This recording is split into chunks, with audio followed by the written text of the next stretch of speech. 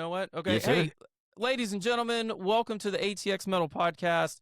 We are about an hour late. I broke a mirror. I'm going to start it off like this. I broke a mirror last night, a very large mirror, probably a good 3x2. I mean, it was a solid mirror.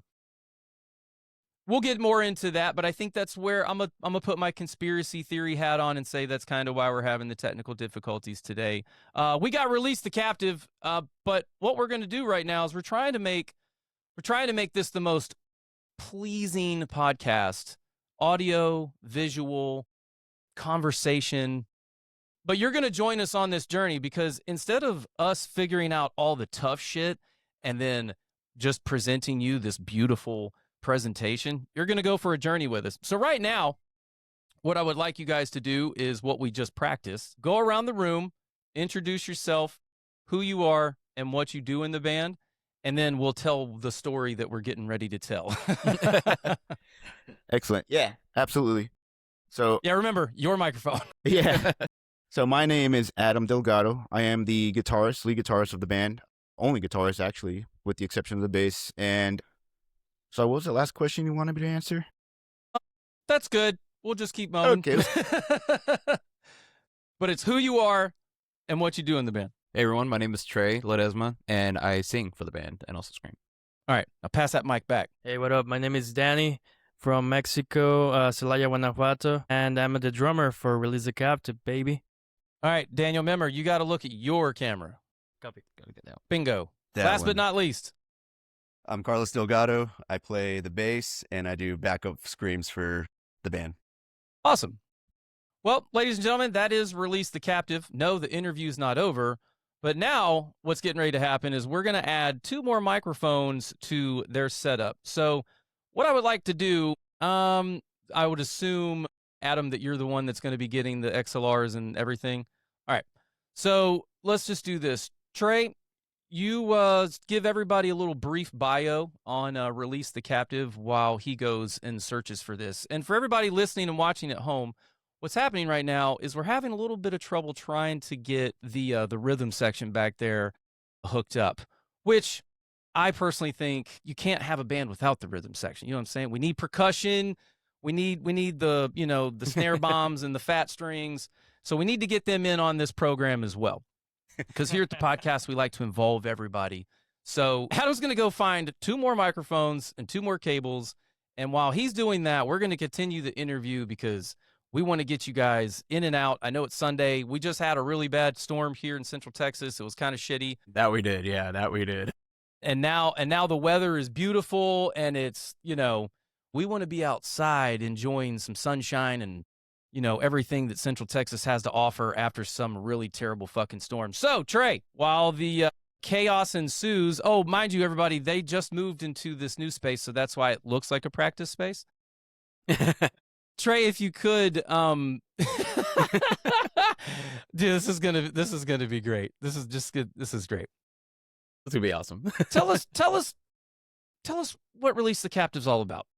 Yeah, so the band originally started in 2019 at a few shows, and then COVID happened. Some member lineup changes. I found them through Craigslist, funny enough. I don't know if you remember that. Shut up. Yeah. For reference, I'm 42. I was around when Craigslist was invented.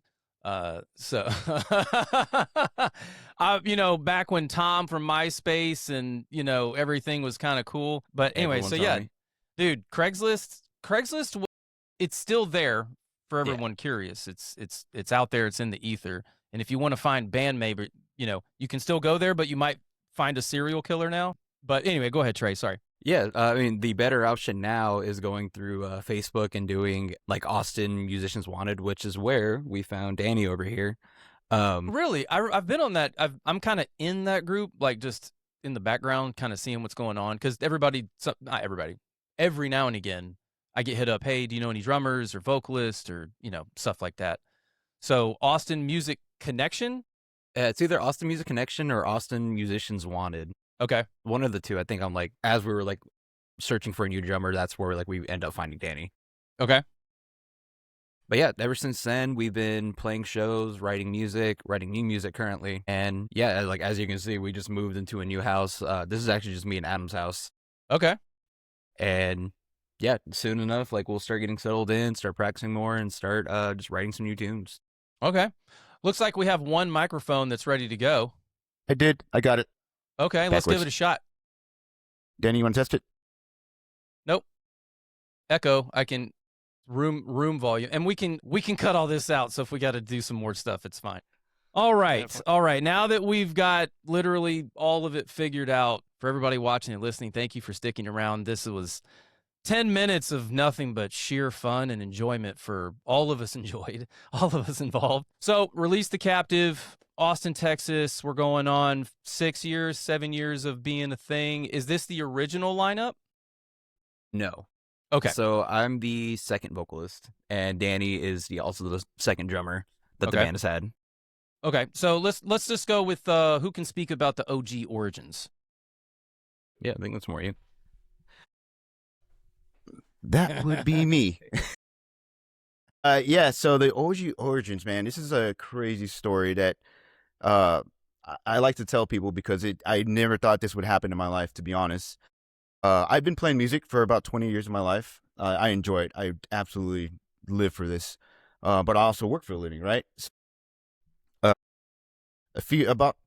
just before COVID, around 2017, 2018, I moved into a little apartment down Burnett called the Mark. And it had a bar downstairs called the Poorhouse Pub.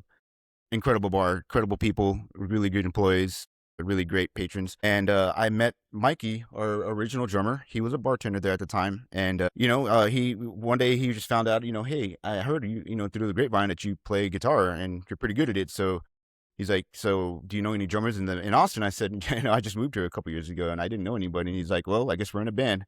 Oh, that's the story I like to say. No, but yeah, he asked me, hey, you want to jam and just hang out for a little bit, and we did, and we enjoyed what we did. So he was like, hey, let's start a project, and we didn't even have the name at the time. It was just all jamming, and even then, we didn't even know kind of what direction we wanted originally. And if you go back and listen to our much older material, we started out more as like a post-hardcore band. We were into a lot of stuff like Alexis on Fire, Thrice, all those old school 2000s bands, and then from that point on, we just kind of took off. We did have a second guitarist. I normally don't really play with too many other rhythm guitarists, I guess you would say, but I enjoyed the company I had, and it was, it'd been years since I had been in a band that performed or in doing anything kind of musically in general. I just kind of was a bedroom shredder at the point. So we just started, writing music and just it's all for fun. Lately, this past few years, we've definitely taken the project into where we want it to be a more serious outfit and really support some of these newer acts that are coming out, and then also just be part of the music community here in Texas. And it's incredible. Everything we've been seeing these past few years, ever since COVID, I've just seen huge, what do you call it? Like it's just booming right now. I can see that. It's very competitive, but not in a way where everyone's competing with each other. I think everyone's competing more or less to just perform more.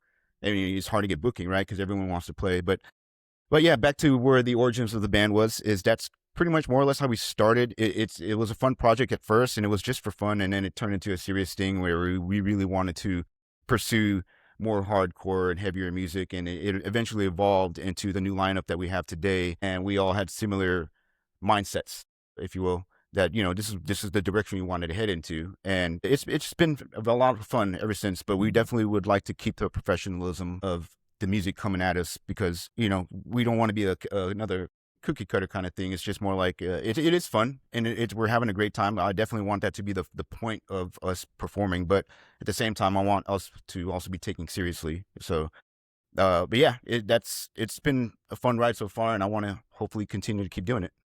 Yeah, man, it's whenever you have a band and then something like COVID hits, I mean, no one can prepare for that, right? That's ridiculous to even think of. I mean, there are entities out there that's their whole fucking job. I mean, there's people that travel the world and go take samples from bats about what new virus is about to pop off. And so, I mean, not that that's in the, I don't wake up every morning like, what fucking new bat is gonna kill me today? But I you do. know, Well, in all seriousness, though, that the COVID thing actually changed the whole dynamic of both the live music scene and music in general, and how it all comes out, 1000%. right? Because it's everything now. It's all about the numbers in streaming. It's all about the digital platform. It's all about having an image. If you don't have a digital image, you're gonna basically go nowhere. So Mhm. that became like the focal point, right? Because nobody could go out, and also on top of that, that was the main factor in our lineup change was COVID. And that's such Okay. a crazy thing. We found Martin or Trey, or when like you said, you reached out to Craigslist, which was such a wild thing at the time. I can't believe we even did it. We had no idea what we were walking into. Dude, Craigslist is you can find some really cool shit in there in terms of like, I didn't know this was a thing. And then there's also things I mean, just if you're bored one day, I'm not even gonna go down that rabbit hole, but just go on Craigslist and just look at all the shit that's on there. It is So much. It's insane, dude. it is a forgotten about platform, and I mean it's just there's a lot of fucking creepers on there looking for models for their shoots. And they're paying like hundreds and thousands of dollars, and me being me, I'm like, fuck it, apply. And like if they're looking for a middle-aged white dude with normal day problems, and they're looking to put me in an ad about, I don't know, cotton dockers or something, I'll do it. But anyway, so yeah, I'm happy that you guys have a Craigslist story, and the fact It worked that, out. The craziest thing is when we did it, we asked him, hey, just so we make sure you're the real deal, like send us a YouTube video, and he posted on YouTube. And yeah, sure enough, Trey did, and he did a great job. I believe his introduction to us was with Anthropoid. That's what he auditioned with, which was the original single that we first came out with as a band. And he nailed it. Not just nailed it, he excelled it. And we were like already sold. We actually had a few people audition, and we were like, let's just go ahead and let them audition. But we already had Trey. We already picked Trey at the end of the day. It was just like, let's give everyone a fair shot, because I think that's the right thing to do. But we already knew he had it, and once we got him in in the studio, it was like it all went down, and it just clicked. There was like nothing there. It was he was Carlos, on pitch and key and everything. What's up, Carlos? Oh yeah, no, I was just gonna add to that. Was that yeah, doing Closer. it through YouTube. Closer. Oh, closer. Okay. There you go. Bingo. Cool. On the money shot. Okay. Yeah, no, doing it through YouTube made like a lot of sense, just because we can get a feel for them and hear them. I feel like some people just send us audio files, but we also kind of wanted to see if it was like the image that matched, and that was a big deal for us too. So it was really good to like see him beforehand and everything, and also hear him. Yeah, I mean, obviously you it's almost like that the thing, this kind of all ties together. So if you go on Craigslist, there's this place called that used to be there, it's called Missed Connections. And let's just say you were okay, I remember for those that are old enough, we'll pull it back even further. And so in what's called a newspaper, where people do journalism, and they put it on a piece of paper, and then someone delivers it to your house, and then you pick it up and you read it. It's social media before the internet, right? Like, so, oh, look at this, grandma passed away up in Oakland or whatever. But there was a section in the ad where it was like a misconnection section, and you could put an ad in the paper, and you can do that on Craigslist as well. And you describe the story. Oh, I was at, well, for example, we'll just use Come and Take It Live. So it's like, I was out at Come and Take It Live, and you were at the bar wearing this. You were with these people. We bumped into each other, blah, blah, blah, blah, blah, blah, blah. And you can literally just tell this story. And if anybody sees it and they know that person, or it's kind of like on Twitter, like, hey, Twitter, do the work. And they'll go out and like, who is this person? But in this scenario, this is hypothetical, but I'm thinking of you linking up with somebody on Craigslist as a misconnection. But actually, you're looking for a vocalist, and it's like, okay, we're going to need like a proof of life here. Please submit a YouTube video so that we can make sure that, You're real. you fit the vibe too. Yeah, and that you're real, right? Some AI generated something. But I mean, that kind of, that it's like you guys are playing it safe, right? Like, show me the goods before we make the purchase, essentially. So Trey, how did you feel about showing your goods?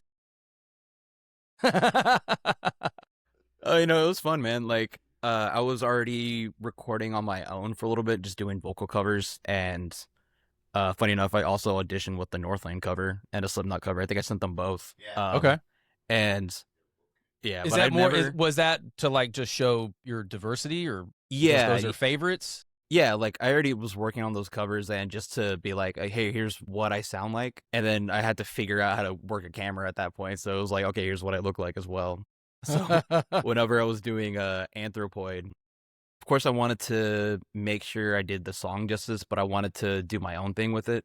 So I think during the last part of it, I just kind of like changed up some of the melody just to have fun with it and just like added my own like spin on it, just to like make sure I gave them like, yeah, here's what you wanted to hear, but here's also what else I can do. So just to add in some more things.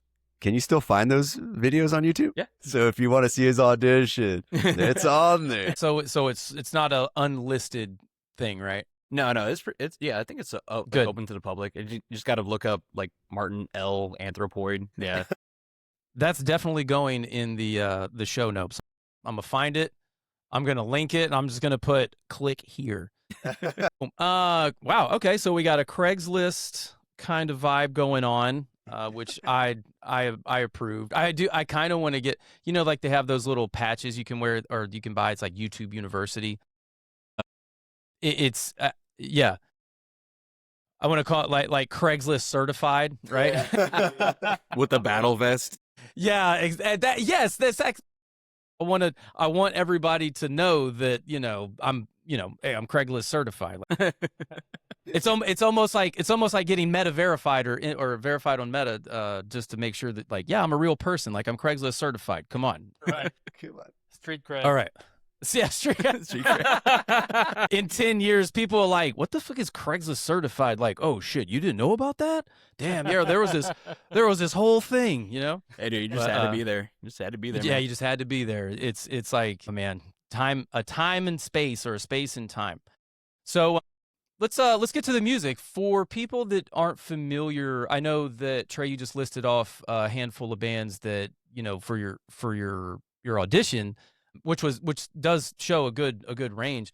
For those that don't know Release the Captive now, and what you guys are looking to produce forward, what would somebody expect whenever they plug your shit in and hit play?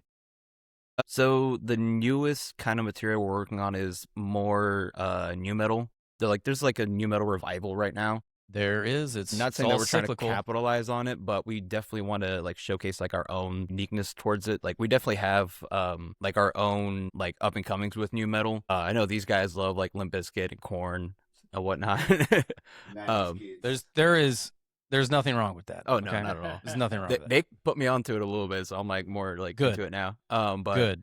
I grew up in the southwest side of San Antonio, and that's like the hood. And for myself, it's always been like Paul Wall, Lil Wayne, TIP, like stuff like listening to stuff like that influenced like myself. So I want to like be more. Well, those are all hip hop. But yeah, like I was not a metal kid at all. Like I didn't grow up in metal at all. Okay. Like, I grew up more in hip hop, like Tupac, Biggie, like that was all my stuff. Okay. growing up. Now we are closer as a unit, because that was one of the very first hip hop songs that I ever heard was B.I.G. and this girl named Lanice Hannah, 7th grade, put a pair of headphones on with a little Walkman, and she's like, "Listen, Ryan, play." And I was like, "Oh my God, what is this?" And then I'm from Central North Carolina, and at that time, rap and hip hop was not, it was frowned upon in the local area, and I'll just leave it at that. If you know what I'm saying.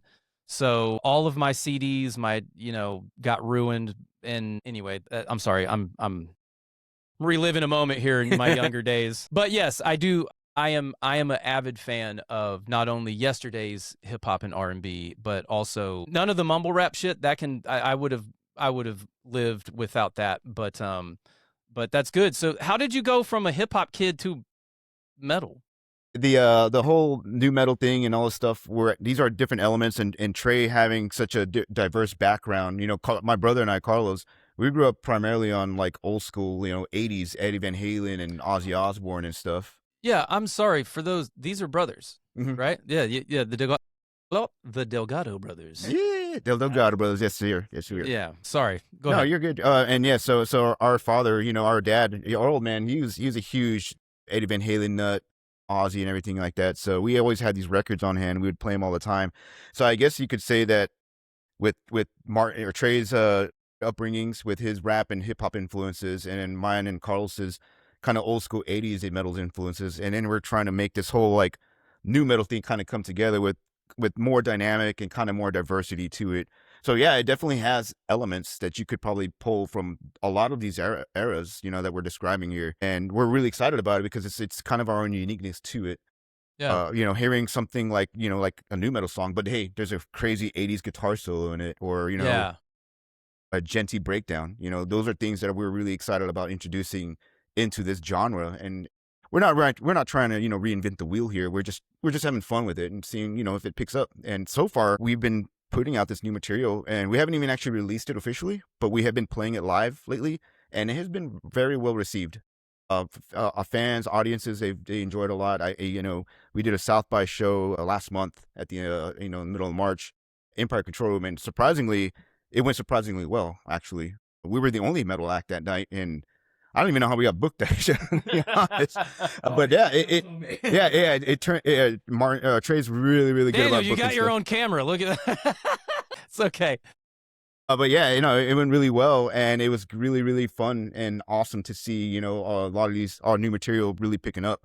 So segueing into, I would say, I'm not trying to steer this conversation too far away. No, but dude, please. I'm terrible at that. So okay. So yeah, so these new songs, we're actually gearing up right now in the summertime to record them with our drummer Danny. He's just picked up the sticks a couple years ago, and he's only got one single out with us, which is 7 Minutes Prayers, which we'll get into a little later here.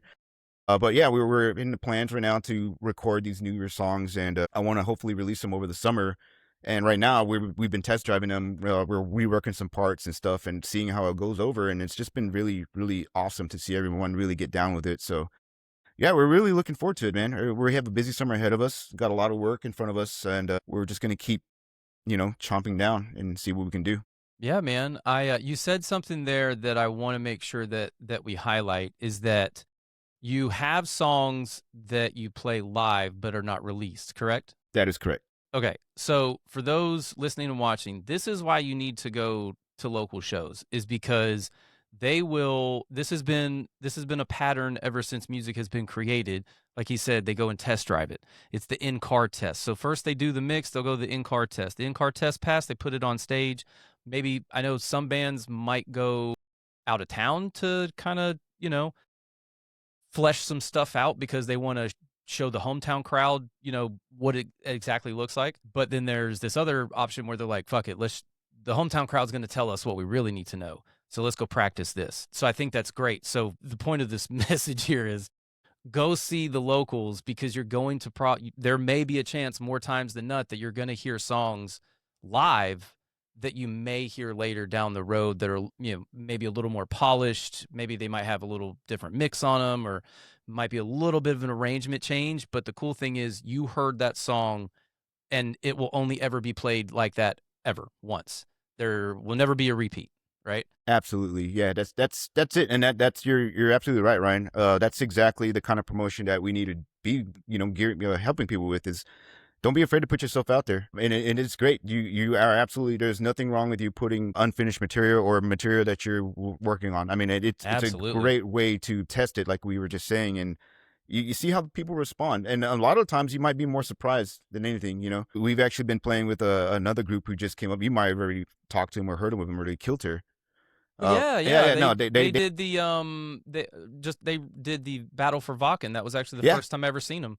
Yeah, and they're doing really well. They just went through a little bit of a lineup change, but we've been playing with them a few times, and those guys have been great. And they've been playing a lot of material that they haven't even released, and a lot of their stuff is really, really good. So I like that just don't. I would say my advice to other musicians, especially if you're performing, is to don't be afraid to try something new. Yeah, just go out there. Have it's all about enjoying yourself. If you can't really enjoy yourself doing anything in this business, music wise, then you're really, what are you doing it for? That's the whole point of us doing it, right? Is to enjoy it, to have fun. I mean, you want to make people move. You want to make people feel something. You want to engage. I love engaging with audiences and fan members. It's always a fun dynamic. Yeah. And that's really the whole point of playing music. I think that I don't see any other reason to do it. I mean, I know there are people out there that actually will just do it because they just want the fame, the money, and blah blah blah. I mean, it doesn't exist these days right now, Yeah. Unless you're like a Taylor Swift or something. Hey man, I'll jump on the T Swizzle hate train every now and again, but I have no hate for her whatsoever. I'm impressed. I'm very Yeah. impressed with her. I'm surprised like if she got as far as she has. And I mean, she's Yeah. good. She's really good. Yeah, I mean, exactly. Like again, we can go down the T Swizzle Reddit for fucking millennia, but it just goes to show that it takes a different formula for different things to work. So Yeah. when getting out on live stage, if you have a song that you need to figure out, or you're not exactly sounds good in practice, sounds good in the car, but doesn't quite deliver, somewhere else, you're like, well, fuck it, man, we got a show this weekend. Let's just play this one song in the middle of the set. Work some shit out. Because I see the bands up there kind of like. It's almost like there's inside jokes, or I know there's definitely inside jokes, Yeah. but there's also other things going on where, like, for example, the bassist will turn around to the drummer, and all of a sudden there's like this whole ass conversation going on, and you're in the stage, you're like in the crowd, like, the fuck are they talking about? Like what's going on? So, Carlos, what's one of the things? Because I know that being able to be a cohesive unit on stage is one of the most, if not the most, vital parts of being a live band. Mm-hmm. So you have to have that, like, that fucking whatever this is, this connection. What do you and Daniel do? Like, what is your relationship on stage? I feel like for one, I really love playing the bass and drums together, but I feel like I got to put my actual body too into the movements of how that rhythm is going. Yeah. And I feel like he does such a great job of what he does playing drums. I mean, he fits in really well. And I mean, that's just, I don't know, even I would say off stage is when we have like a better connection. That makes it like more like connected, on stage. Sure. Yeah, of course. Daniel, what's something that you look forward to every session on stage? Man, just bringing in the heat, just getting in there and tear down the roof, and like every time we play, or Look over here. sorry, a lot of times when we play, we are really a powerhouse. We really shine. And if we're feeling down or anything like that, that won't happen. So what I'm looking for is just, hype everyone in and get it done. Carlos here is one of the most energetic players I've ever seen, because he carries all the work, really. He does all these spins, he jumps, does all these crazy things. So it's easy just to plug in, and you know what I'm saying? So it's really cool. These boys are being way too modest. No, there is actually a rhyme to the reason, man. Or the way these guys get so tight is I force them to get tight. So, no, what happens is, So The wait, chemistry at all. are He just you forces us. are you officially declaring band dad status right now? I am bad dad. Okay. Yeah, I've never All heard that before, but that sounds about right. Yeah, no. Band dad. So to be frank about the whole situation with them and the tightness of it and the cohesiveness, what I have strived for is specific. Oh my God, my words. Specifically, that is that when Danny first came to us, it's not that he didn't know or couldn't use a metronome, but it was one of those things that wasn't like a standard. Right. And I was like, no, we're gonna be on a click the entire time. And I give him a guide, and then Carlos is just really, really good about locking into that guide. All Danny needs is just that click. And once he gets that going, it's just solid rhythms just through. Gotcha. It's continuous, it's consistent. The guys put in all the work. So I guess when I'm saying they're being modest, they absolutely are. And we're so strict on our practices. We practice at least twice a week. There you go. Yeah, at least twice a week all together. And everything's all done through DI, so we've had to really figure out technology and get all that going. Everything's all in-ears, because we live in a small home. Like, I can't have people complaining, the drums are loud and blah, blah. If anything, most people are fucking freaking out because they're hearing screams. They probably think somebody's dying in the house. Because other than that, all you hear is just, clicks and pops. Yeah. Because it's all DI. Was everything like E-kitted? Okay. Yeah, that's how we're able to maintain that practice regimen. Is that Yeah. everything's electronic? Because if we had to go to a studio Yeah. rehearsal space every time, we'd be shooting ourselves in the foot.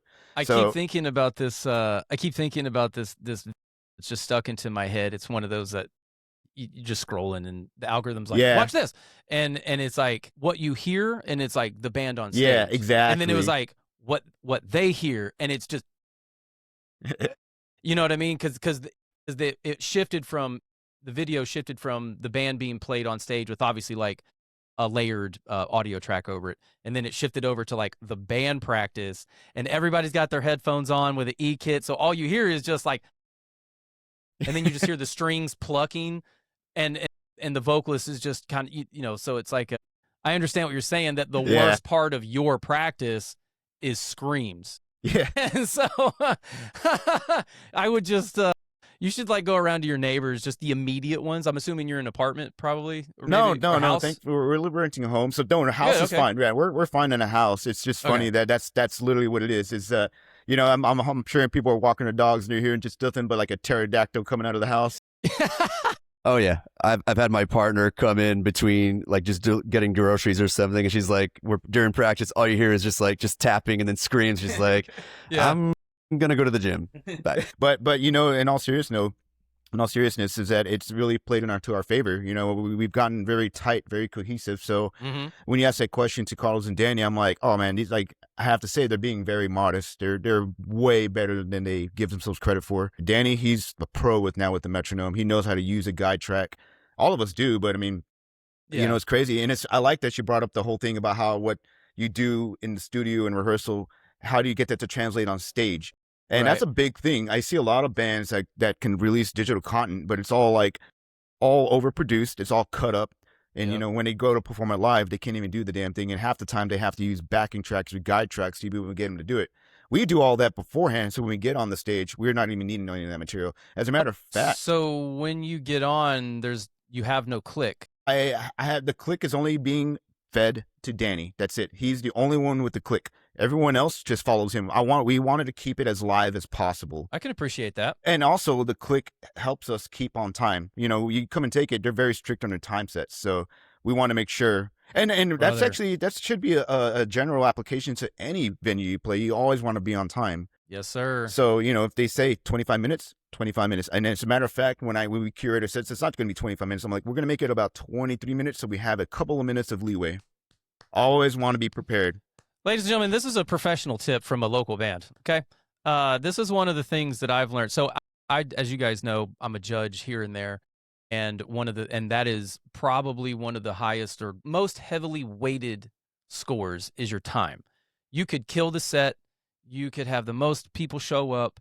But if you start early because the other band was a little bit early, that's okay, because that's just gifted time. And as long as the front of house, as long as everybody's ready to go and you and the sound guy are like, can we kick it? You turn around and tell the rest of the guys, hey guys, we got an extra minute, right? Now that you've planned for 23, you always have, because here's what and this is just a piece of advice for everybody. And this is not for, battles, or this is just, I think this is a good piece of advice coming from someone that's spoken to, you know, hundreds, if definitely not thousands, hundreds. But as a judge and as a fan of going to music and watching the live sets, but also knowing the behind the scenes thing, you should always plan 1 to 2 minutes short of your set. You should always plan to have a backup song in the event that something happens. And do you guys do guitar changes during Yes, sets? we do. Okay. And that is also very well planned. You know, we make sure that we're not changing often. It's going to be only like one amount of times. One song, or, you know, one set. Yeah. So and then, you know, also if you're doing in-ears or if you have a wireless setup, make sure that there is a wired option around you. You know where it's at. And if some shit goes down, you can fix it within 10 seconds, right? And spare batteries, spare cords. Actually, just double everything. I double up on everything. I mean, I have extra guitars there. I have batteries, extra cords. And trust me, we were in a situation at one point where everyone needed batteries. Danny's, his in-ears went out. My Carlos's wireless went out. And then they were like, me being the band dad, I have it all in my bag, so it's all there.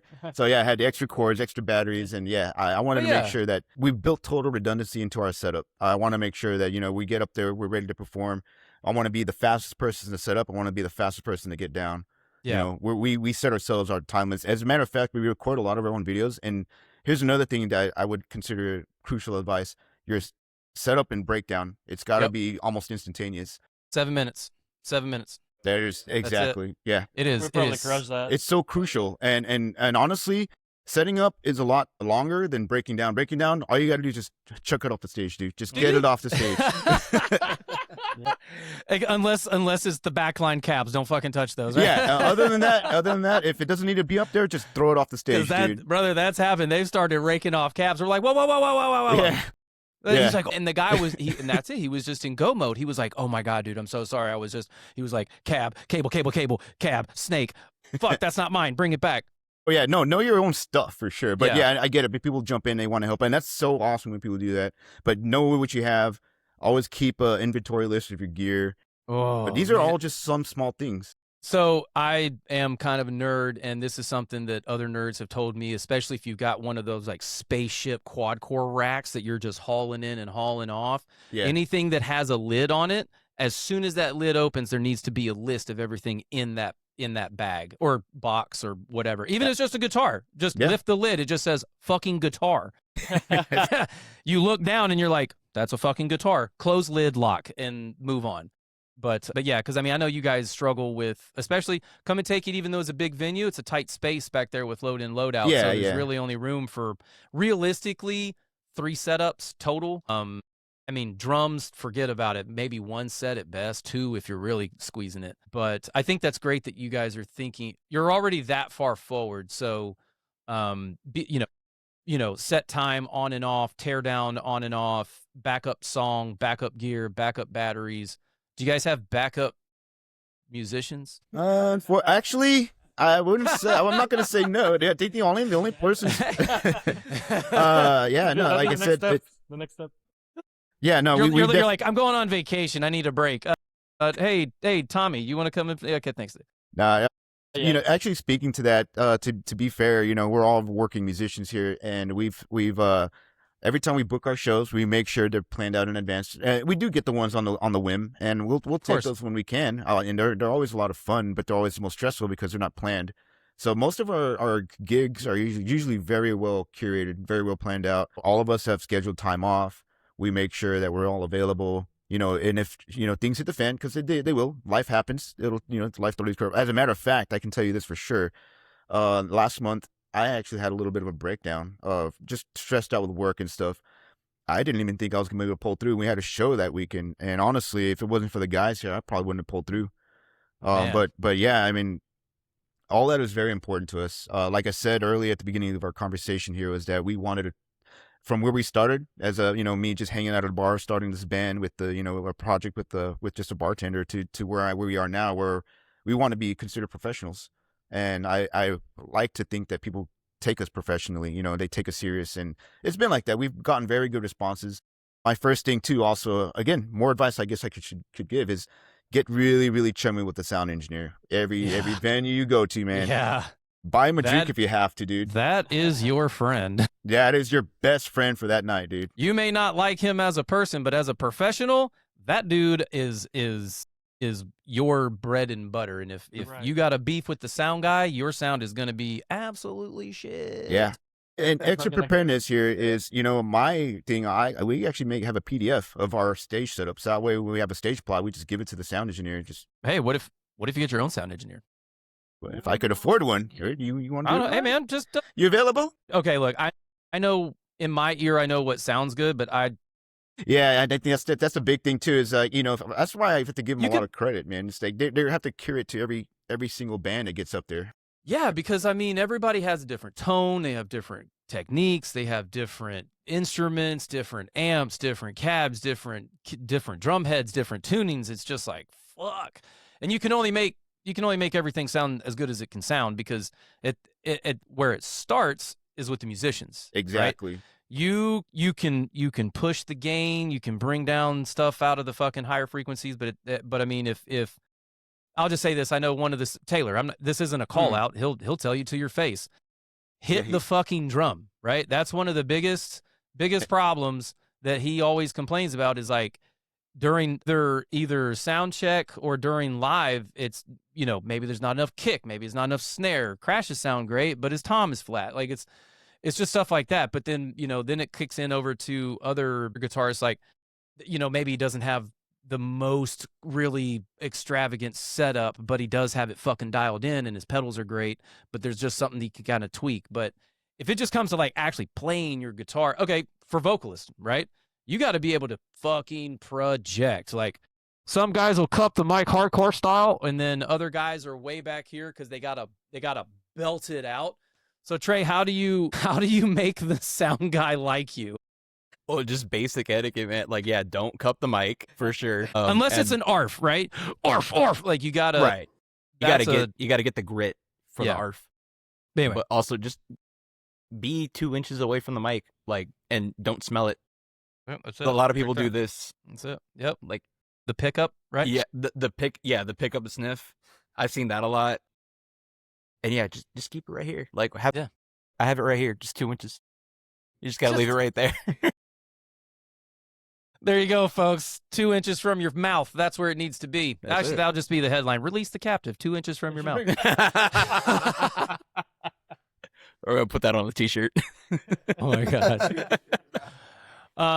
So we'll kind of stick with this thread. Trey, we'll keep going with you, and then we'll go over to Danny and Carlos. Whenever you guys are on stage, what's one of the most important things for you whenever you're doing sound check? Whenever you're setting the levels before you hit the stage with the sound guy, what are you looking for?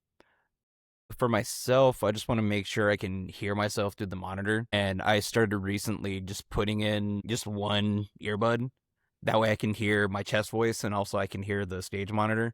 Gotcha. That way I just have like a better understanding where I can hear myself completely and fully. And then just enough like guitar and bass to where it's like not overpowering, because I want to know where we're at, but mainly I'm just listening to Danny just because I know like just the cues of everything. So like if I know like where he's at, then I know where I'm at. Gotcha. So Gotcha. that's just it All for right. me. Danny, whenever you are getting set up in your sound check, what are you looking for? I'm looking that the heads are equalized, right? The right way that I like them to sound, and I don't like resonation at all. So I also sometimes like to communicate that. And Danny, look at this one over here. I know. Look at that. Oh, sorry. Look at that camera. It's hard, man. I know that's why. You know what? Yeah. I'll say this. I would God, this is so much fun. I would bet to believe that whenever I go to edit this, the other guy's camera will actually probably catch you guys. To be honest, sometimes it does have a wider field of view. Honestly, I don't care which camera you look at. Yeah, let's get it. Let's get it. I'm more concerned about what you care about whenever you're setting up so that you can deliver a good performance. The first thing is setting it the right way, because I have so much stuff, because that's the first thing that I care about. I definitely have so much shit. I was gonna say, how many pieces? How many Yeah. pieces? Huh? How many pieces is your kit? Well, I added 2 octabands, but without that, it's like a 5-piece. Okay. Well, but with like 20 cymbals. Yeah. No, yeah, that's what I'm saying. Like we got snare, floor tom, kick, crash, ride. Like, what are we working with? Yeah, like the snare, the kick, two rack, 1 floor, and that's it for the shells. But then I have all the cymbals. I have Okay, how 2 many cymbals we got, splashes. Danny? I have like a really weird stack. There's 2 Shy Knights and a Ninja Star.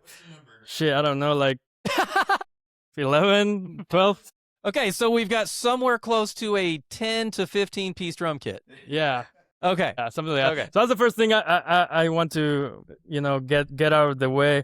But then when we're doing the sound check, I just want my snare and my rack toms to vibrate the right way and to be prepared. And that's it. And then I'm just talking with the guy, hey, a little bit more here and there, whatever, or pick up the guitar, something like that. And that's it. Okay. Here you go. All right. Good sound check.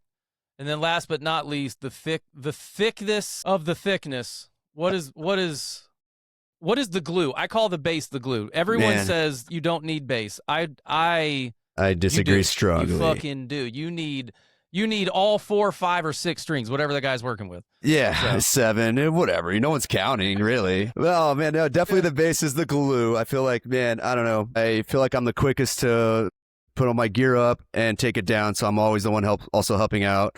So when drums or Adam or needs, extra hands on guitars and stuff to move stuff off the stage, man, I'm always right there, Right. as soon as I throw my stuff out. But before that, I mean, it's just, quick tune up, make sure I got the right amount of space to where I'm going to be moving around and do my stuff. And then, whenever I do the vocal check, same thing. As long as I can hear, I really don't need to hear myself. I just have my normal earplugs in.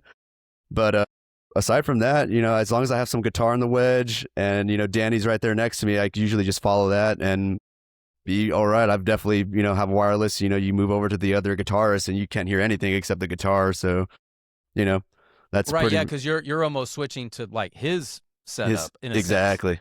Okay, man, I didn't even think about that because if and I encourage. I mean, I like everybody move because when I go to a live state, I'm like, we're there to see a show, and you guys are there to put on a show, and I think that reciprocity is very good because we've all been to shows where there's just a band just standing on stage playing music, right? We try not to be that band. Okay, but you also because you're also backup vocals, right, as well, or gang. I don't call them that. And it's not gang vocals. I group guess vocals. gang vocals. They're like more fry vocals. I mean, it's not the hardest thing for me to like be able to pull off and play, but it's definitely adds a little more texture to some of the songs and stuff. And I think also the crowd appreciates it too. Give Trey a little bit of a breather. Yeah, I always like it when there's kind of a It just adds more. It's like if you've got 2 guitars and there's a harmony or it's something to that effect. There's also a little more texture there to it. Yeah. It's like you're used to hearing the lead singer scream and then you hear like something else. You're like, oh, that's all right. You're like, oh, maybe he should be the lead singer, huh? No. All right, you heard it, Trey. What? No, that way. was not a shot fired at you, Trey. I promise. That was. Actually, to add to that, Carlos is right about the bass concept that he's got. Our construct as our music is bass and guitar. That's why I've never really entertained the idea of having a second guitarist because we always liked the idea of having the bass fill in for a lot of the rhythm section of the music. And it just adds more personality. Like Carlos said, texture is a good word to use. No, I mean, But that's perfect. Yeah, but even then, it's incredible how he's able to pull off harmonies and do bass fills that completely.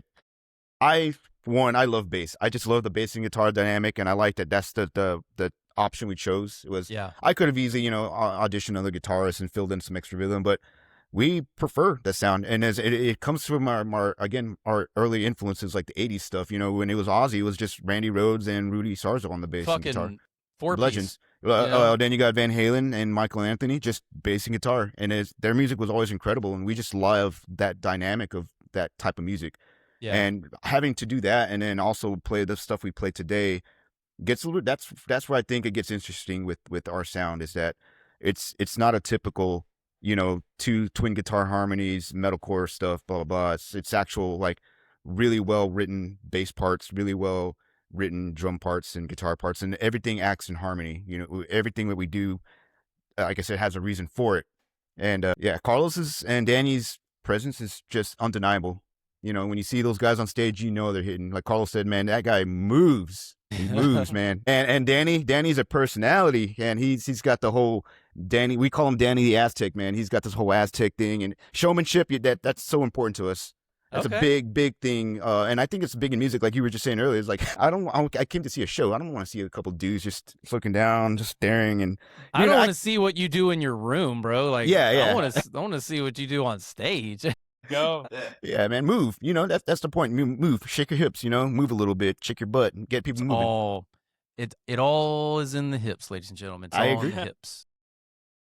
Hey, I was curious, Danny. You said you're from Mexico. You moved here 2 years ago. Yes. No, I moved like 10 years ago. 10 years ago. Yeah, and I've been many cities, man. I started Chicago and then Boston, LA, Boston again, and now I'm here. It's been 3 years here. Holy crap! Hey, Danny, Why- tell them about your education, man. Yeah. So fuck hospitality management. I have 2 degrees in hospitality management, but fuck that. I then went to Berkeley in Boston, and that's Wait, have we? I feel like yeah, we've had this conversation before. we did, Okay. yeah. Yes. You're a Berkeley guy. Okay. When I first joined the band and we had an interview, I think that we talked about it like Yeah. briefly. So Yeah. I recently spoke to some. Oh God, it's New York, NYU, NHU. There's another program over in New York, and I was curious if there was any beef between the New York crowd and the Berkeley gang. But yeah, definitely. Berkeley also has like beef within itself, bro. Like it's a crazy thing. There's a band called Chronologist. They're not. I don't think they're a band anymore, but they were all Berkeley grads, and that was some of the most spiciest polyrhythm music I have ever heard. But what I found out is like Berkeley is more of a university for music that you can go and actually be really good at your instrument, whereas the NYU is you can be good at the music like audio engineering and like the behind the scenes kind of stuff. So like they have their own, I guess, lanes, or you know what I mean. So wow, so Berkeley, that's right. As soon as you started saying you were here, I was like, wait, we've mentioned this before. Yeah. But that's so why. I know if I asked this before, my apologies, but why Austin? Why here? The main reason is that I was so fed up with the winter of Boston, and that's the main reason. But then I also wanted to find the best music place. Austin is branded as the world capital for live music, and it also has great fishing spots. Fishing as a fisherman, yeah, okay. Hell yeah.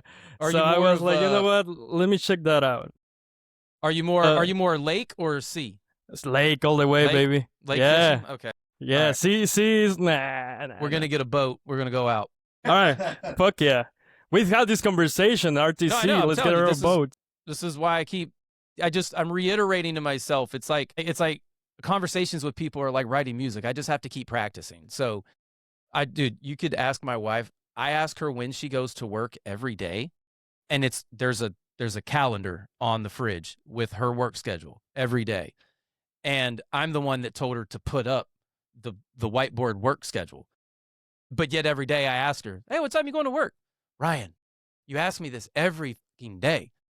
Oh, yeah, it's right here on the... So if I've asked you a million questions, this goes for anybody that ever wants to talk to me, ever. I'm going to ask you things that we've talked about before. Just go with it. I'm old, early signs of dementia, so... Feel that. I'm there too, man. Yeah, that's funny you say the boat thing. Actually, we actually literally entertained the idea as a band to get a boat together. We were thinking about getting a little boat, fishing boat. I think Carlos and I were like, oh, we'll find one, we'll finance it if you guys want to pitch in. Dude, I can't believe that was a little legit conversation we had as a band. I can't believe we almost had a band boat. Almost got them. These days, you might as well just. There's got to be a boat rental app. There has to be. There is. I know there is. I'm not even going to look it up. I know there is. Oh, God. Oh, man. Boat fishing music. Yeah. There actually is a boat rental place here in Lake Austin, Lake Travis, here in Austin. And they actually have a double decker. I've always wanted to see if I could get like a 3 or a 4 piece that would be willing to bring all of their gear on that boat and risk it. But I also have to look at is that even legal? I know it's legal, but I'd have to find the right company to allow it, because I really want to because you can fit like 50 people on that boat. So I think that would be really cool just to do. And it's 4 hours. You get the boat for 3 or 4 hours. Just imagine going on the fucking party boat with a live band. That would be cool. I would think the only thing that they would probably consider when you're asking for that is the weight. Power for sure. I think power and weight. I mean, the power is an easy solution. You could probably just get a generator. How can we do this? Let's figure this out. You know what? We'll figure this out later. Yeah. I don't want to take up too much of your time. No, we're good, man. I think I know we're already an hour in, Ryan. I don't know how long would you like to keep this going? I think let's see, what time is it? 2:08. I got to take kiddo. I got to take her to get a new bike tire. She just being a kid and busted her tire. So what was cute is she sent me a message. I was out one day and she's like, "Dad, I need to put air in my tire. It's flat." I'm like, "Okay, well, put air in your tire." And just trying to help her, be more, critical thinking of herself and do this and that. And the text message was, "Okay, I filled it up. I'm going to use some super glue to patch this hole." I'm like, "Okay, being resourceful." And then 2 minutes later, "Yeah, that didn't work." And I was like, "All right, problem tried to fix it, didn't fix it. So now we need to go do something else. And so yeah, we just have to be out of here the next 15 minutes. But Okay. Well, I know that we've kind of been all over the place and technical difficulties. Yeah. So I only got. I mean, if you have anything else you want to bring up, I only have one more thing I wanted to discuss. no, man, this is more your show than mine, man. So whatever you want to get out into the ether, let's do it. Yeah. Last thing I wanted to bring up was our newest single, which features Danny. It's called Sandman's Parade. We just which is released... not out, right? Or no, is it released? that one is out. That's what I thought. It came out. We did that in the fall, right? Yeah, we released just this past fall. I think I have it saved here. Yeah, and it's Danny's first actual debut. Now he's Sandman's actually Parade. he did. I give him credit for the other singles we just released only because he performs them, but technically we did those digitally because we didn't have a drummer at the time. So Sad Man's technically his actual debut. Yeah, and it's great, seeing Danny in his studio, man. It was incredible. There was some things that we had to get around. First was his drum kit. It wasn't in top shape at the time when we were doing this recording. It was like 2 years ago. So we ended up having to use shout out to Abram Mulvey, by the way. We recorded over in his studio. What was his fucking Evil Snail? Hammer nails. Huh? Hammer Yeah, Nails. Hammer and Nails. Yeah. Right down the street from my house. Heck yeah, you live right up there, huh? Yeah. Yeah, no. So yeah, Abram was great, man. He he's a drummer himself, so he had his own drum kit, and he was used to drum for Insurgents. Yes. Yes. Yeah. Incredible drummer, man. Really, also incredible engineer and producer. And he was like, "Hey, I'm gonna work with Danny on some stuff," and he suggested, why don't you try using a trigger? We had never done triggers before. And because of him and Taylor, by the way, when he brought him up as well, those guys convinced me to get trigger. I was like, oh shoot, I didn't even know why the hell I haven't been using triggers this whole time. And dude, sound guys love those things, dude. I just put the one just on the kick drum. That's really where you need it, and it only makes sense because of the music we play. Sandman's Parade actually is the reason why I ended up getting the trigger in the first place, because if you hear that song, Danny does some crazy like quadruplets in there, and it's just fucking mind-boggling, dude. I'm like, I was already crazy enough for me to write that rhythm section to begin with, but putting that in there and then having him perform it on the drums is just mind-fucking blowing. Super incredible. So what I'm hearing is, ladies and gentlemen, you need to listen to Sandman's Parade. Yes. There it is. Okay. We'll make sure to have that one playing in the beginning of this. I'll make sure. Awesome, man. But yeah, I mean, other than that single, and yes, pushing that, I mean, we like I said, we're gonna hit the studio up here in a couple of probably the next 6 weeks. You guys gonna come back up here? Yeah, absolutely. Yeah, that's Okay. what I'm gonna work with. I'm actually gonna go ahead and reach out to Abram this week. Actually, this upcoming week. Sorry, not to like put you on the spot. No. Yeah. I've been talking with him for a while, and I've been meaning to do this. And we had actually been talking for the last few months, and I've been planning to send him these. He's already had my demos. I've already got all the pre-production done pretty much, and so yeah, I just need to essentially just work out, the costs and a date, and so we should have those out this summer, man. Awesome, dude. Well, whenever you guys release, then obviously send over the track, and we'll get it on the radio. Yeah, man. We wanted to send you one of our demos that we're working on, and it's one of the ones, like you said, we were performing, but Trey decided, like, hey, let's just wait till we actually get these out. Let's get do a full production, and that's the plan, man. So yeah, we're excited. So long story short, we're released to Captive. We have several new singles we're going to be releasing here in the next few months.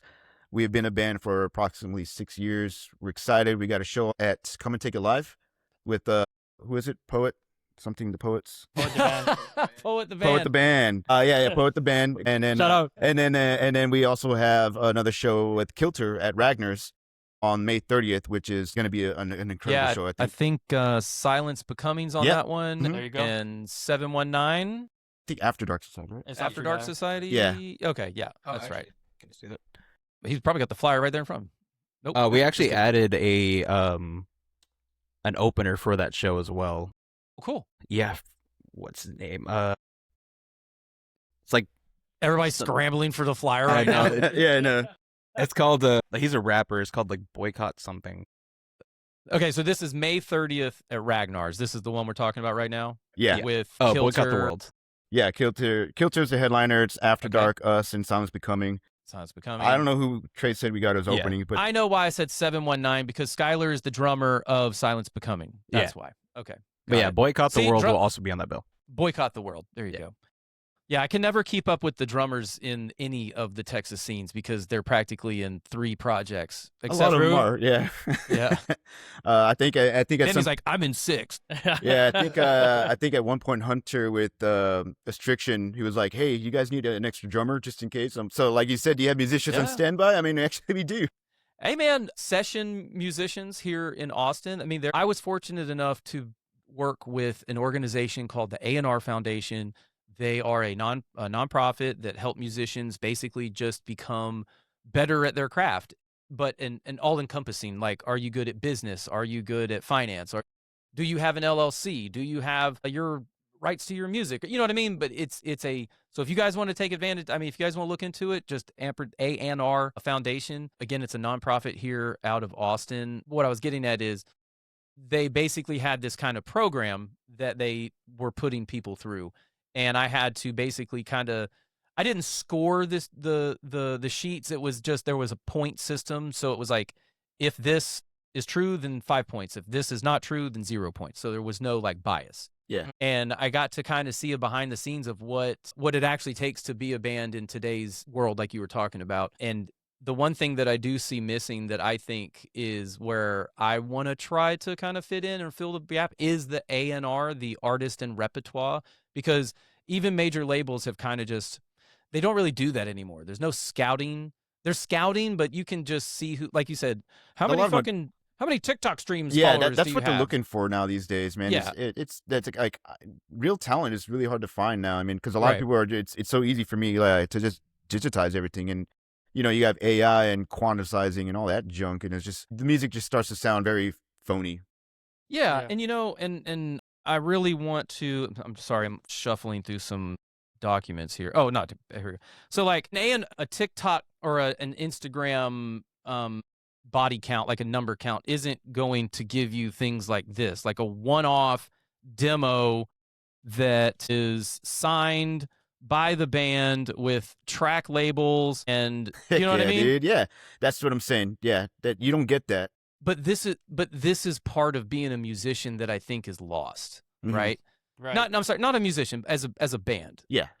The guy hanging out at the end of the show handing out burnt discs of your music. And this is I don't know, if I were a band, that's where I would be. That's the area that I would do. I would just go to shows to support local, not my show. I would go to shows to support other local bands, and then I would have my demo at the ready and ask the venue, "Hey, can I just leave these here? These are demos. We have a show." Maybe actually Never Rest did this the other day. They popped into the All Shall Perish show last night or the other night and Yeah. actually handed out little paper flyers that they printed and cut out themselves, and it's just the flyer just on a sheet of paper that they were handing out, and now it's in your pocket at the end of the night. You go home, you're like, oh yeah, I might go to that, and it's on your dresser, and then 3 days later you're like, oh shit, I got nothing to do on a Saturday, I'm gonna go to this show. Or you pop a CD in if your vehicle still has a CD player. Right. You know, mine. But that's the thing, right? Let's just this is how I don't know, arrived at my conclusion here is that if you want to stand out today, like you said, it's earlier, I can't remember that exact phrase, but you said basically you need to stand out, right? You need Yeah. to. What is Yeah, yeah. Release the Captive doing different that all the other bands aren't doing? And this is one of those things that I think any band can do is to hand out their music. Yeah, I can go stream it, but I have to know who you are first, right? I will never find your music if it's not presented to me in some way. And one of the best ways, I think, is the physical form. So whether it's a show flyer that you print out at your house and do some real shitty cut job on, I don't care. That may even be a part of the design to make it look as haggard as it Yeah. possibly can. That is a trend. Yeah. You're like, hey, this is a fucking shitty looking piece of paper. Oh, look, it's all signed by the band. Okay, what the fuck is this? Oh, Release the Captive. Oh, what is that? I don't know. Put it in the CD player. I don't have a CD player. Yeah. Fucking grandma, can I get the keys to your car? Yeah, here you go. And all of a sudden you're listening to music you've never heard before, right? Yeah. Those are huge things, man. Yeah. Having tangible, physical Yeah. elements, and also just being part of the community, Yeah, being present. being there. Just that's all you gotta do, and that's a lot of things that a lot of bands don't do is just show up, man. And there's plenty of times where we go to local shows quite a bit. Not just our own, like you said. It's good to go out there to show support. Hell, Yeah. sometimes I just show up to a show under there. I've seen we've run into each other. Plenty of Yeah, times. we have. And then I'll be like, are you guys playing? Yeah, those are great moments, but that's what I'm saying. It's that part of like the community that I do enjoy about the music, especially the scene here in Austin. I know there's other cities that musicians can be so dicks and competitive sometimes. I'm like, dude, you actually, the way it works, we all work or we don't work at all. So it's like, it's much better to tag team everything than it is to try to do it all solo, because you're never going to get anywhere, dude. Yeah. Having, I love, all the local acts that we have here. We have great bands here in Austin, Chernobyl is Secret, Kilter. Oh, wait, check this out. Hey, shout out to the boys in Chernery. Yeah, this is okay. I bought this. This is not me it's just being an influencer. I was at the show and I needed a new hat because their last one I basically retired it. It's actually up here. There's a whole line of hats up here that I've retired just because I got to cover this fucking mop up. But yeah, man, it's I like it. The upside down glowing orange Chernobyl. It's different, right? It's cool, yeah, and that's the cool thing too. That's what I like about local bands too, especially when they find their own merch and how they can present it in a way that's unique. Exactly. I know we have our own things as well. I guess should say, as release the captive. Hey guys, we have merch. Y'all are interested? Yeah. We have go ahead. We actually just ordered new jerseys. We have jerseys now and tank tops. Shit, yeah. Nice. The jerseys are awesome because they're inside out, so it's a double layer, so you can actually reverse wear it. Okay. And the tank top actually is inspired by aliens. It's actually called the Release the Captive Chest Burster shirt, which is super awesome. One of us shouldn't have worn it, but I mean, the government has been trying to tell us that aliens are real, even though we've been telling the government that aliens are real. Everyone's seen them. I've seen some on stage. There's some guys up there that physically cannot do what humans do, so there are aliens here among us. And that's why Austin's weird, right? That's why Austin's weird. We've kept it weird. Well, Ryan, yeah. I don't have any more talking points, man. I think we've had a really good conversation. Thank you for roughing it out with us, man, at the beginning. Okay. Now that we've arrived at the end, I didn't want my woes to fucking bother you guys, but I broke one of my wife's favorite mirrors. This mirror has been in the house. I actually don't know when she bought it. I don't know where she got it from. It no longer exists. And what happened is, so to make sure that I am dedicated, this is a hardline cat cable that runs from my upstairs studio, because when they built my house, they did not put hardline hookups in all the rooms. They just have the one for the modem and just let Wi-Fi take over. Why? Because it saves the fucking company money and they don't have to put in RJ4. Oh, yeah. You don't have to tell me all about that. I mean, that's funny you should bring it up. I'm a telecom worker, to tell you the truth. I work for a cable company. Yeah, you get it. I absolutely get it. So I have this 75-foot Cat 7 cable that runs up here in the studio all the way down to the modem. It reaches. But whenever I get done recording, I sometimes forget to roll it up, right? So then I get hey, Ryan, can you get your fucking cable out of the way? And I'm like, all right, you got it. So she was on the way home last night, and I was like, fuck, the cable. And I unhook it from up here, and I start wrapping it, and I get just to the stairs because I got a 2-story, and I hear this doom, doom, whoop, and it just sounded like an explosion.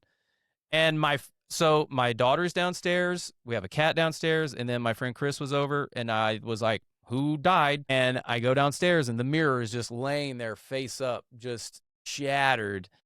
And I'm like, my God. And my buddy Chris, the guy that started the podcast with me, he knows the relationship between me and my wife and like what's going to happen. He's like, well, brother, call me tomorrow. Yeah. I'll come back with a bottle later, man. Yeah. We'll figure this out. I can't. And I was like, I broke a fucking mirror. Oh my God. What is that? 7 years bad luck? It is bad. 7 years of bad luck. Unfortunately. So as it shattered, I was like, I'm dead. And then I just started literally picking up the pieces, vacuuming, doing everything that I could think of that my wife would think of, but I'd never do. So she comes home and she's like, did you think of this and this? I'm like, no. So that actually went over pretty well. That one smoothed over pretty well. I was like expecting, to show up today with like a black eye or some like more bodily injuries. But fortunately, we can say I just need to get a new piece of glass. The frame is fine. That's all she was really worried about was the frame. Good. So that's good. And then earlier today, trying to settle this up, and then of all things, the reason I couldn't hear you guys is because my fucking laptop was muted. and everything is run through the laptop. And then down on the internet side, I was fucking hooked up to the wrong port. And that's where it all started because, Yeah. and I'm not blaming my wife, but had she not touched the cable in the back of the modem, her mirror would still be alive and we would have been recording at 12 o'clock. Just saying. I'm just saying. There are coincidences that could lead you to believe. Anyway. Life happens. Life happens, man. You broke a mirror, so what? It's a fucking mirror. It's made of It's made of sand. Yeah. I'm glad the frame's all right at least. Yeah, that's frame. the Yeah, piece. and that's the important part, right? Like, Yeah, exactly. The hardware is intact. You just got to get the replace the film. The structure is sound. I just got to replace this thing. But man, well, thank you very much for sticking around, guys, and working through all this. You've actually given me stuff to kind of go back to the engineers, the whole 2 mic on 1 video thing. Yeah. That's something. You've actually proved. You have a proof of concept going on right now that if Danny's phone could have some type of dual purpose microphone, then I can fit even more people in the same room on the same interview. So thank you very much for helping me on that. Absolutely, man. Thank you so much, Ryan, for having us, man. Yeah, dude. Yeah. But yeah, last thing. This is this year's question to the band. Anyone can choose it. I know that everybody has their own different little definition or aspiration, but I'm asking every Texas band, what does fame look like to release the Captive? And I'll give you some context so you can kind of think about it real quick. So the question is, what does fame look like to release the Captive? Are we talking if arena sellout is 10, like that's the fucking top of the top, and 0 or 1 is just being a garage band playing at 1 bar? Where in that lineup does Release the Captive? What's your take on fame? 10. Carlos, Right off the bat. Right off the bat. It would be 10. He's like, fucking arenas or nothing. But you stole the world from me. Like, I was gonna say arena. That was my response right off the bat. Okay. And then you kept talking and you say arena. I'm like, fuck, that was what I was gonna say, bro. Bro, that's my only pain right now. This is such a great, wonderful band. My only pain is that the thing that we can't control, and that's the eyes on us. This band is fucking amazing, and we deserve to be touring with the biggest names. Okay. Filling up arenas. ASAP yesterday. I'm glad you feel that way, Danny. I fucking love that energy, dude. But that's it. If that's where your heart is at and that's where your head is at, I mean, I think that helps. That helps. Especially it's all a mindset. It's all a mindset. Exactly. Absolutely. Yeah. And honestly, I would say my answer to that question is not so much as fame. It's just success is what you make it, like I said, we're all working musicians here. We're all working men here. It's difficult, to break away and want to perform music professionally, especially when you need to provide income, right? I need to put a roof over my freaking head. And if you have kids, how am I going to feed them? Thankfully, none of us have kids, by the way. But anyways, I already know that they just get in the way. Well, for some parts, right? I love you, know. I'm sorry. Yeah, but I mean, but those are things that people don't consider as musicians. It's like, it's hard, especially in this day. It wasn't like 10, 20 years ago. The music industry's changed. Especially, we brought it up right at the beginning of our whole conversation, COVID, right? I think, to me, fame is what you make of it. Personally, I'd be happy to just keep. I don't mind playing locals. My dream, absolutely, I want to play arenas. That's exactly what I would love to do. Where I see on shows now, I hope, today we can make it to, 6 or 7 on that scale you brought up. All that would be great. And we're actually getting there, I think. We had a great successful show at Empire. It was a great come out for us. Now, I want to say that was almost like a debut. We had a lot of people. You guys just played with Forward, right? Or yeah, we did. At Valhalla? No, I'd come and take a live. Okay, sorry. Yeah. No, I'm sorry. Forward played at Valhalla. You guys, sorry. That was also a fun show, though. Yeah, but Stream Strath. Yeah, but seeing our success at places like Empire and introducing ourselves to crowds that would normally never really listen to the kind of music we play, that was just a mind-boggling thing to see, and it was incredible to see the reaction that we got. And I'm hopeful that we can experience more of that. Yeah. A lot of people have been reaching out to us because of how diverse some of our music can be. Some of it can, can shift. It can be really, party hardy to really, post emo hardcore. And then there's times where it can be real gentle. I know we're trying to find our sound, and we do. I think we got it now, especially with our current lineup. And I think that shows really well to people. And again, at the end of the day, success, fam, it is what you make of it. I would love to live the dream just like anybody else. But at the end of the day as well, I just like to play music. I love being on stage. I like being with my brother, being with my friends, hanging out with all the cool kids. That's all that matters to me, man. Like I just do it to hang out with all my buddies. That's all. There's nothing wrong with that. If we go to Europe, okay, but are my friends there? Hey, Yes. actually, that matters. That's a big thing. I for me. think, yeah, some guys at the end of the day, they'll say fame is, we just want to sell out, small venues, 50 cap every time we go. Like that's success. And like you said, there's success and there's fame. Two things can be true at the same time, right? So I wish we'll just, my goal is to help Texas bands become Texas famous. That's kind of where I'm at. So now we've got the platform over, a decade running, still going. I still got gas in the tank. And then we've got the new Texas Takeover. So we got the hour-long radio show on No Control Radio. Shameless plug, Sundays, 8 o'clock Central Standard Time, where I get to curate nothing but local music from guys like this, making songs for people like you.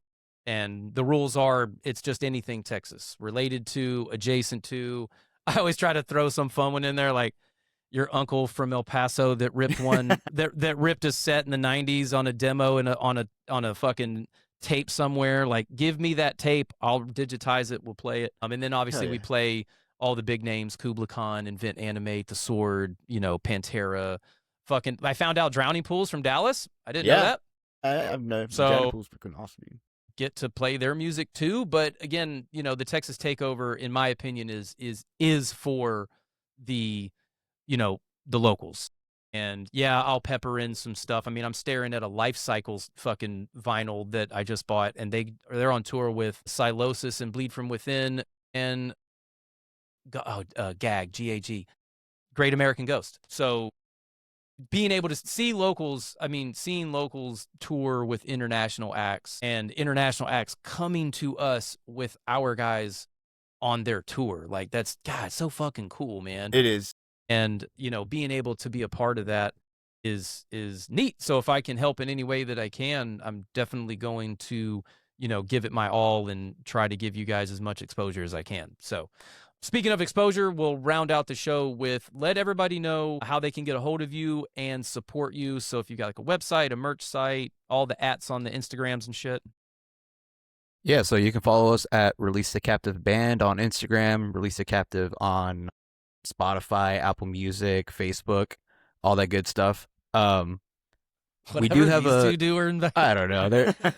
They're being little rascals. They're just like I'm having a hard. For those listening, you just have to go over and watch it on YouTube because it's a whole thing. Yeah. Also, when it comes to merchandise, we also have parcels. So if anybody from out of town wants to order any merchandise, let us know.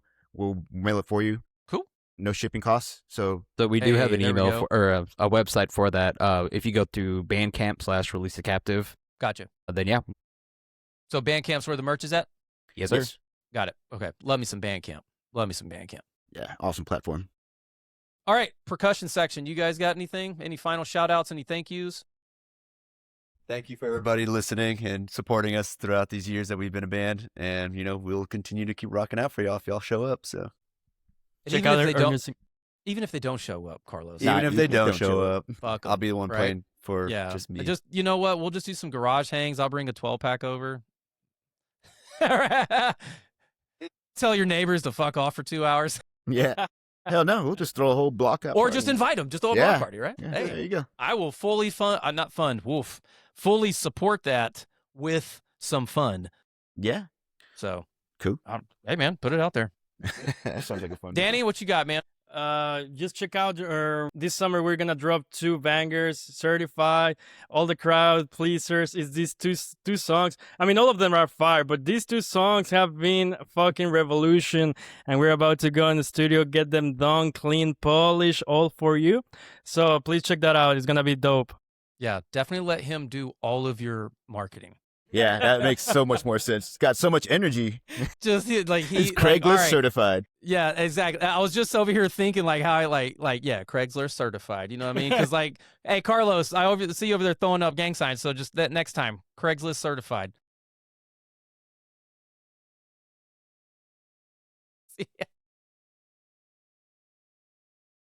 I love it. I love it. Well, guys, thank you very much for hanging in there. I know it's always tough, and I always tell myself it's just like when shit goes wrong on stage, just fix it, right? Just deal with the problem that is and start small, right? So we've all been there. Even though I don't go on stage and perform. This is my stage, so this is when I get to perform. So I definitely want to make sure that when I do, you know, turn on the lights and the cameras, I want it to be functional and fun. So usually the more problems that we have, the more fun we have. and this was definitely on that scale of fun. So Awesome. Man. Thank you guys very much for actually sticking it out, because I've had some people like, oh, 15 minutes late, we'll just reschedule, and then I never hear from them. And that's totally understandable. I respect that. You know, time is the most valuable thing that everyone has on this planet. You can't replace it. You can't get more of it. I don't care what movie you watch or what AI fucking chatbot tells you that that's real. It's not. So the time that you have, spend it wisely. Get the fuck off your phone doom scrolling and go to a local show. Go share their music. Let them know that you love them, because we love to hear that. I actually had my first little famous moment the other day, and it was like, it was weird. This guy's like, he said, podcast guy, right?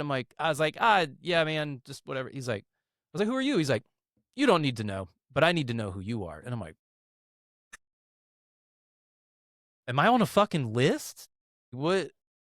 Why do you need to know who I am? But it turns out he follows the podcast for new music. So That's but awesome, that, man. you know, it was that weird, like, That was a kind of a weird one, but yeah, Right, that's yeah. also kind of that's cool. so it kind of helps put things into perspective that, you know, I am making an impact, and it means the world to me that you guys are here and continue doing what you want to do. So from me to you, I don't know why I have a pencil. I feel like it's a good pointing session, but thank you guys very much for sticking in there, hanging around, and providing the art that you guys make, and the live shows are really great.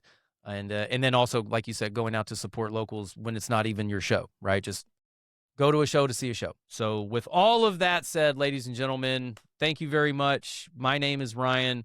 This is Release the Captive on all the screens. And this one I will definitely try to, I'll have it ready by May 30th for that show. Okay. Just because of the technical difficulties. Yeah, no, take your time, man. I'm gonna have some fun chopping this one up. Awesome, dude. But again, Ryan, Release the Captive. Everybody, be safe. We love you guys, and we'll see you soon. Guys, just hang around for a little bit. We'll let everything kind of follow up in the background. But until then, see you later. See ya. And that's it.